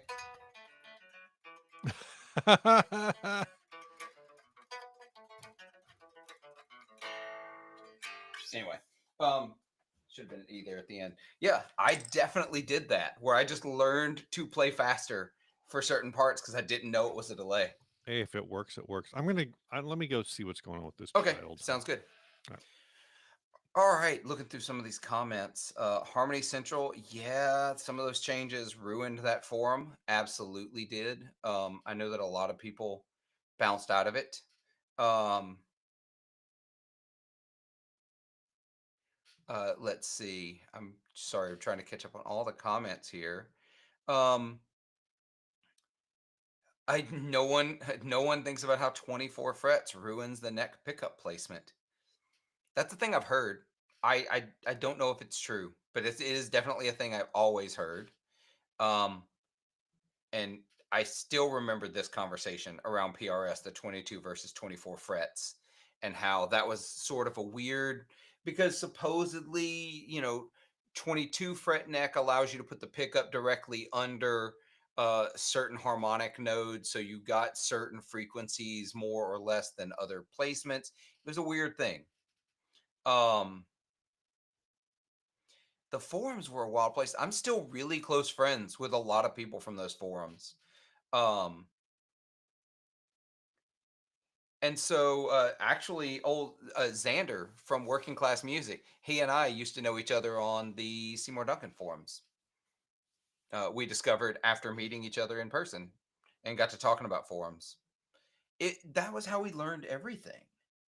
And some of it was absolutely incorrect because nobody knew better. Like, there's some really, really knowledgeable folks that were around on those forums, but you also had some really loud, obnoxious people that didn't know what the hell they were talking about, trying to tell you, kind of like me, like I only know so much. But um going back a little bit, Eddie Van Halen was absolutely known for making things up. He absolutely did. He didn't want people to know exactly how he's doing. That's why we're only I believe we're just now learning some of the stuff he used, um and how he did it. Yep, that was absolutely it. We're talking about the 22 fret versus 24 fret thing that used to Oh pop up yeah. on forums all Yeah. the time. Yeah. People were. Oh, that's also I think an Ed Roman thing. Oh, really? Yeah. Okay, that makes sense. Which that store still exists somehow. I don't know how. Joe, I It's miss just forum owned by days. it's just owned by another guy, and I think they have a lot of the. I think they might still have like links to all of his stories and stuff. I don't know if they still run the same way where it's like you have to go, you have to like have an appointment, and if you try to show up without an appointment, the owner yells at you. Oh gosh. I always thought the logo looked like a pawn shop, so it really does. Yeah. Their website. Let's do this. Joe, I definitely agree. That's why I love Discord because it reminds me of the forums in a lot of ways. Um, Mm. that's why I started the Discord for 40 Watt. I hate the Facebook group. I want to get off Facebook so bad. I want to never go back there. I kind of only Um, use it for gear. Like I'm only in gear groups. I don't really do anything else there. yeah. So here you go. Uh, Roman Guitars. This website, y'all. First of all, we'll go back to the homepage. It's got whatever this thing is. This And actually looks better than the last time I yeah, was there. this logo though, this logo absolutely looks like he's a pawn shop. Yeah. So, guitars for sale. Let's see what he's got. Roman Abstract Guitars. Steve, I'm officially sending just this entire page to Oh my y'all gosh. as What is this? fodder for the podcast. Look at this thing. Hugh says, I called Ed Roman recently and the dude that answered was Sketch. So business as usual. That's what I'm That hearing. tracks. Look at this thing. Oh, I did not expect that to happen.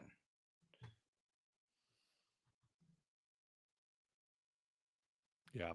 Why? Because they can't, like, who's actually making it? Look The at this price abstract point. guitars? Look at this. Yeah. No Woof. thanks. Um, I some of these the they look like they've taken actual guitars that exist and done weird things to them. Like this abstract Cadillac looks almost like they just stretched out a Bo Diddley. That abstract Cadillac looks like they shrunk the Budweiser logo. And this the abstract green zombie is absolutely an Iceman, right? Yeah. Yeah. And then the preacher, that's an Ovation model. I cannot. By the way, I saw it when I hovered over amplifiers. They still have crate as an option. Currently, there are no products. And there won't be anytime soon. Oh man, yeah. So we're gonna get off this here. Stop sharing. Man, this is like full nostalgia day here. So Ed Roman used to make an amplifier too that I got offered as a trade a couple of times a few years ago, many years ago at this point, and just everyone I asked about it was like said avoid at all costs. Just don't go near it. So Antigua SG from Meatloaf? I don't know what that means. I don't know what that means either. I'm gonna Google search that though. And when I Google it, it just shows me pictures of Meatloaf.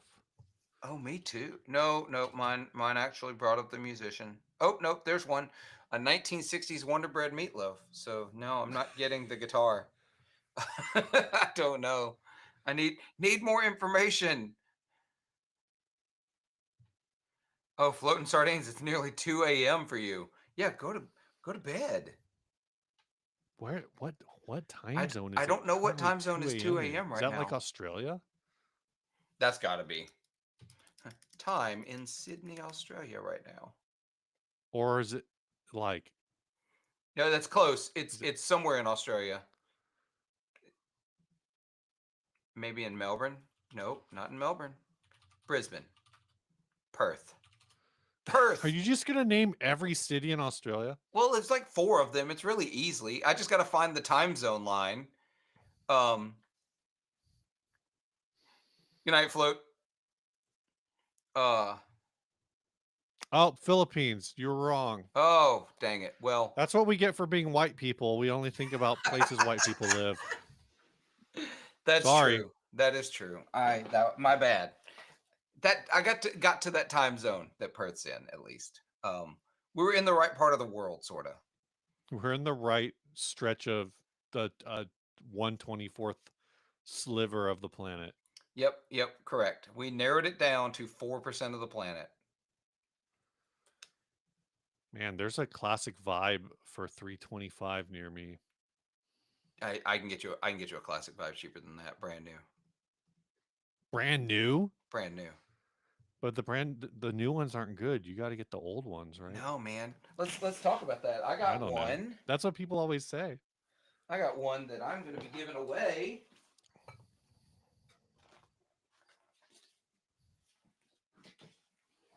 I'm going to start work on the video this afternoon. Oh, the Classic Vibe Jazzmaster. Yeah, going to be giving away a Classic Vibe Jazzmaster. Somebody just died inside me doing blues licks on a Jazzmaster. Isn't that what they were designed for? That's absolutely what they were designed for. Pop Staples played one of these, man. So did several other blues guys. But so I'm going to be taking this. I'm going to pull these strings off and pull the pick guard. Going to be replacing the pickups with some Seymour Duncan silencers, and going to replace the wiring harness with a Gun Street wiring. Gun Street. Gun Street Yeah. wiring harness that has push pulls on the tone and the volume so that you can do a coil tap, not a coil tap, a phase reversal, Hmm, hmm. and one so you can do series parallel between the two pickups. It's really, man, this is a really nice neck on these classic vibe Jazzmasters. You heard it here. Don't sleep on it. Don't sleep on the classic vibe And get them now guitar while you can before the prices go up. before the prices go up. Although they're crafted in Indonesia, so Oh, oh, so they're basically Fender Standard Series now. made in the same factory, almost assuredly. Uh, how many people are even here? 49? Yeah, that's down a bit. That's okay. Hey, 49 people. Well, then What's there's going on? 6 others over on mine. Oh, So nice. yeah, we're There we running in go. the 50s here. Steve, what else? Anything going on in the last like 15 minutes we got here? Anything you want to talk about? We went down memory lane today. Yeah. Yeah. Any more? I'm looking. It's so prices are up. Prices up already. Joe says prices already up, aren't they? For some things they are. For other things they are not. It just kind of. Carmen San Diego is safe with Philip on the case. I'd have gotten there eventually, Amanda. It just kind of seems like what I'm hearing is that even though a lot of the tariffs are kind of like, it just seems like the guidance is unclear from Yeah. at the federal level to because uh y- I'm hearing I'm hearing I think John Cusack talk about how he had something like $40,000 in parts, and DHL or whoever the shipping company was asking him to pay another like $60,000 on top of that. Um, and I'm hearing this from a lot of places, a lot of different brands. JHS made a big post, and it was funny is JHS made a big post about tariffs, and the biggest criticism I saw on it was like, well, most people actually do know how they work. It's just this loud idiot minority that doesn't know how it works, and it's like, well, it doesn't really matter. Like on it, like I feel like it doesn't matter. Um, don't you guys think the more options you have to shape your tone with push pulls and all that good stuff on your guitars, the less you feel enticed into actually using all those options? Um, Steve, go. I think if you either use them or you don't. I even like the rev. So I know this is talking about guitars on push pulls and stuff, but like I got the Rev D20 back there. It's Mm-hmm. borderline got too many knobs for me. Yep. Um, my I'm like Princeton. Like that's a nice thing about the Princeton or like the Fender. I've always said like my ideal amp is a Fender Deluxe, and part of the reason for that is because it's treble bass. That's it. Yeah, There's not that's even it. a mid knob. Nope. I And I I don't know if love I that even want a mid simplicity. knob. You do, but that's just me. That's what Tube Screamer is for. You're not wrong, actually. You're really not wrong. Um, so this past weekend, not this weekend, obviously, last weekend I gigged and I had the brothers AM on my pedal board Yeah. with my King of Tone because I wanted to shoot them out live. Yeah. And honestly, doing the video on the King of Tone and the brothers made me remember how much I love the King of Tone and why it's my favorite overdrive. Hmm, So hmm. I put back together a pedal board for all of my like. It'll do most of my gigs for me as long as my amp has reverb. This overdrive, tremolo, and delay. Yeah. I wanted Is as that few. is the Oracle a delay? Yeah, this is an Okay. analog delay with a tap tempo. Um, then I got the Kingsley Bard, which is an incredible tremolo pedal. It's the most expensive tremolo pedal I've ever bought. And of course, King of Tone. This is Yeah. it. I do use a fuzz and a wah pedal off board, but that's with Hmm. every Hmm. board I use. Um, and so this really does it for me. What are Like you this powering that with? uh Eventide Power Mini. Okay, you mean a Chalks Yes, I mean our DC4, chalks for AC4. Yeah. AC4? Yeah. Is it AC4? Is it was something I think 4? it's DC4. DC4. That's right. Oh yeah, AC's been on my brain because I need an AC power supply if I ever want to put the Rotosphere on a pedal board. Mm. Mm-hmm. So yeah, but I yeah Uh, I'm with Frodo here. If you get too many options, my brain can't handle it. But there are an awful lot of players out there that do really well with all the options and using all the different things to do some really cool stuff. It's yeah, not for me, but there are people who really make it work. yeah. Uh, Kind of going back to the pricing thing. Amanda says for some they just haven't yet. They're still running on old inventory. Hmm. It's I think for at least from what I've seen, it's not just that they're running on old inventory. It's also that I think some of the brands just don't want to have to adjust their prices multiple times. Right. So they're kind of like in a position where because they're running on old inventory, that everybody right now that's selling is running on old inventory. Even if they're well, I know there's exceptions. If you're extremely limited stock, obviously that would be an exception. If you basically are like a small batch builder, but a lot of the brands that are kind of getting like people saying, well, this is probably a tariff price increase, like Fender, the J Mascis Jazzmaster going up $90. Um, the assumption is that it's because of tariffs or whatever. Right. Um, that inventory, I'm sure, still exists. I wouldn't be surprised if they have a year's worth of J Mascis Jazzmasters just sitting in warehouses. But they've already, seen whether it's opportunistic or whatever you want to call it. They've raised that price, um, and so that's kind of that that thing, right? And so if you can afford to adjust it, but there's also my point being is like say you sell something for $100, and right now it looks like and you're importing it, so whatever your import is, I'm not going to work through all the little tweaks here, but say you sell it for $100 because of tariffs. Now you're saying because of the current as of May 4th, episode 1 tariffs in place, you're looking at like, well, I should probably raise my price to $130. But then if in June that tariff gets cut in half, then you're like, well, I could sell this for $115 and be just in the same spot that I was at 130. And then, they change again in July and you're going to say, well, now I need to raise the price to $150. Right. Those kinds of fluctuations might be worse for your business versus just eating the potential loss right now. And the other thing that you're seeing brands do, I've seen a few different companies talk about this, that they are just refusing to receive.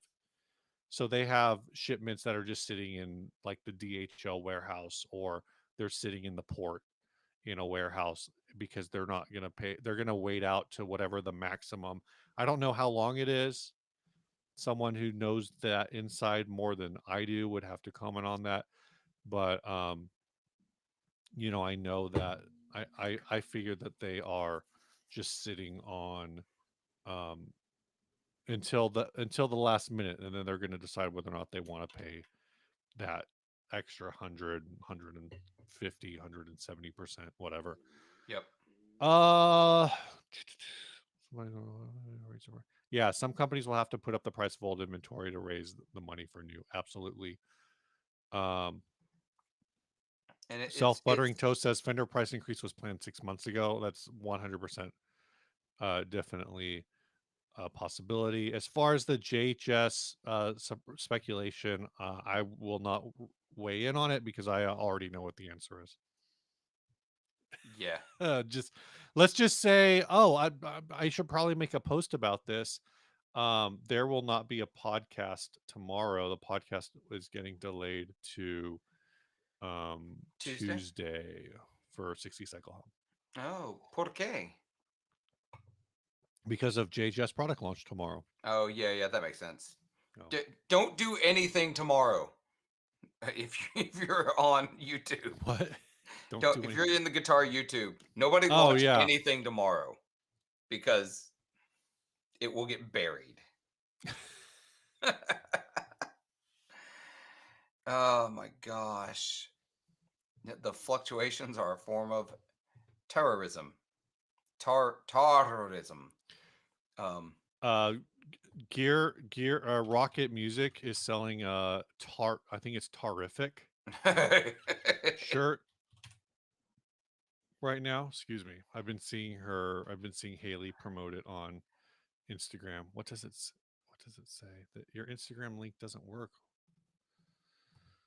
from your website. Oh, that's no bueno.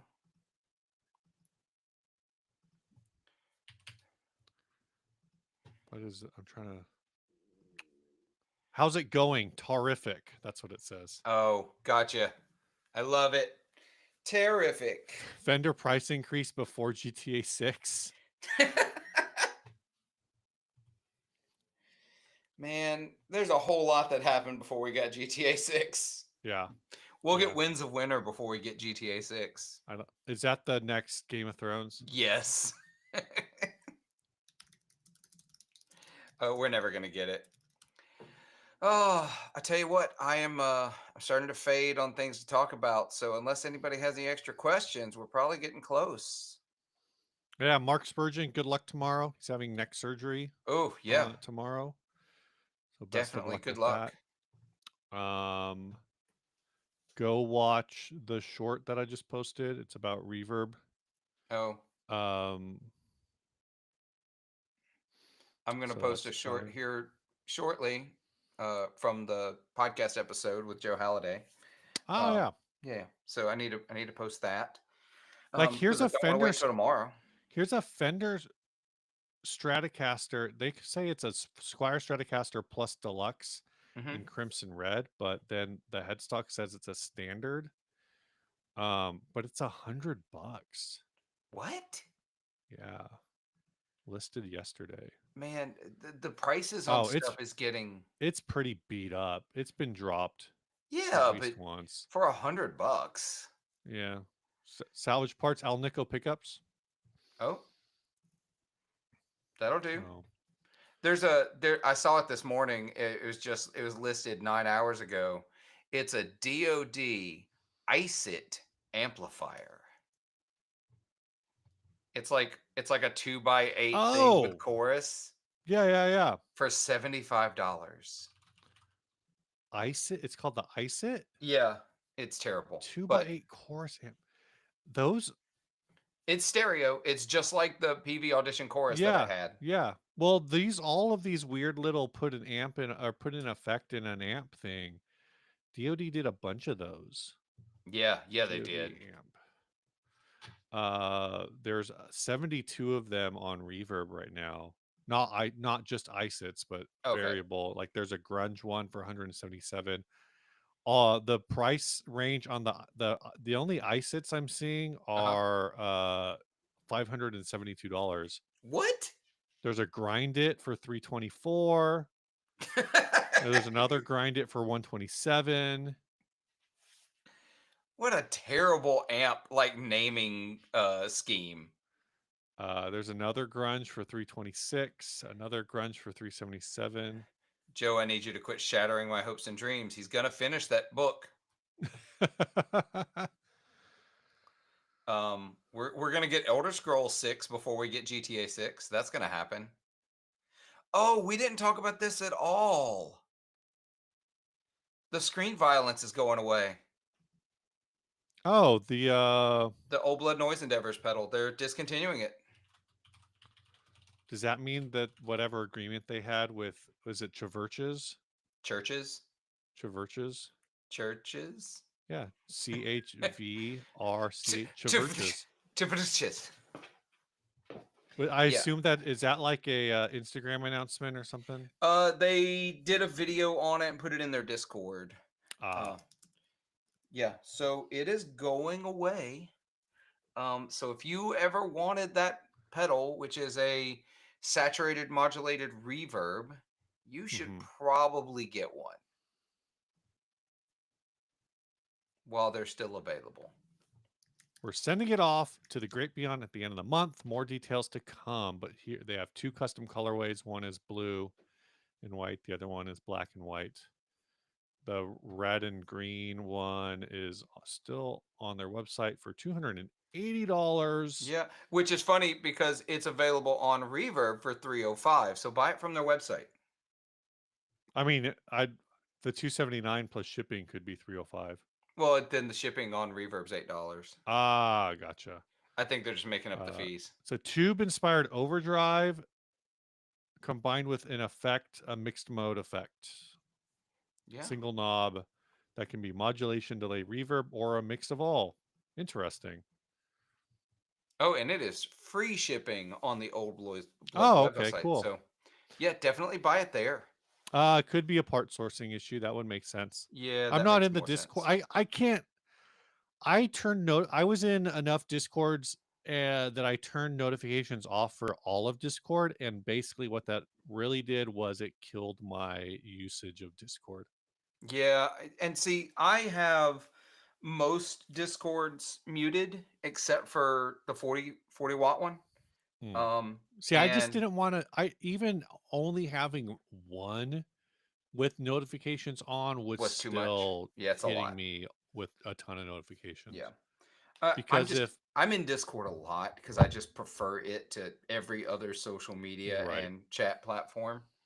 So I need all of my favorite people over on Discord. So I can leave Facebook. That's what I want. Come to Discord. 40 Watt Podcast Discord. I think it's in the show notes on mine, not in Steve's, unless I hack into their YouTube and put them there. I think it's in our show notes. Oh, good. Well, it's probably not right now because You need to update them. freaking Riverside. Riverside. Yeah, Riverside's being dumb. Riverside.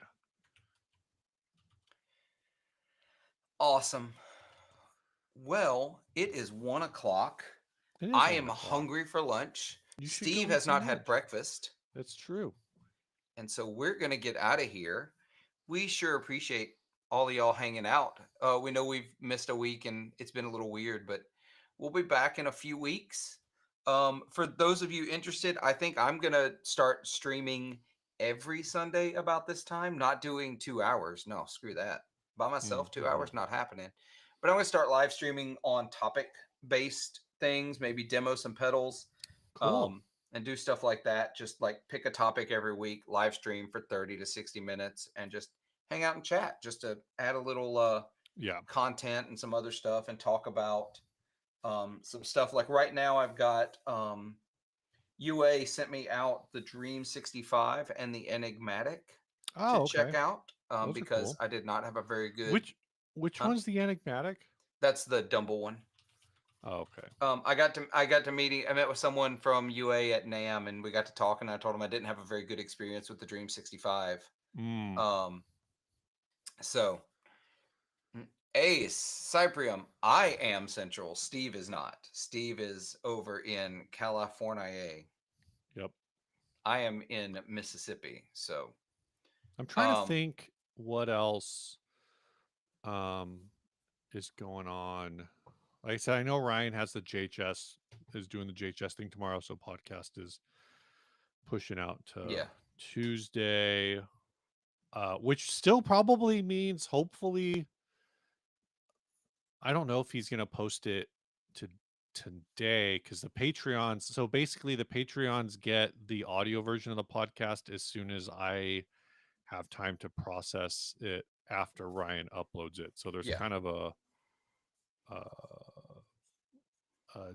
chain of events there, but also yeah. I've been using my JHS camping mug a lot more lately. Oh, have you? I really enjoy camping mugs, like the little ceramic coated Yeah. metal. They've got to be done right. I've got a little camping mug that my friend in Singapore sent me that's actually metal, like not ceramic coated. You Oh, can't okay. actually use it for anything hot because the handle gets too hot. Yeah, that's wild. So, um, Mark says, how long has this been going on? It's been going for 1 hour, 59 minutes, and 5 seconds. Yep. So that means it's about 7 to end. seconds. 10 But seconds. thanks for joining. Hi, Mark. Yeah. Hi, Mark. Thanks for joining our niche little live stream here. Yeah, that's what we do. Niche Right at the live end. streams. All right, man. Well, this was fun. This Yeah. is good. We'll do it again probably maybe at the end of May. We'll do. Yeah, Should be end of doing May another would be one. the most likely one. There, maybe we'll do it Memorial Day weekend. Yeah, somewhere. Is Yeah. that the last? Is that I think the that's the 25th? last That is Sunday probably the in 25th, May. yeah. So Sounds good. all right. Bye, y'all. See ya. Stay grounded.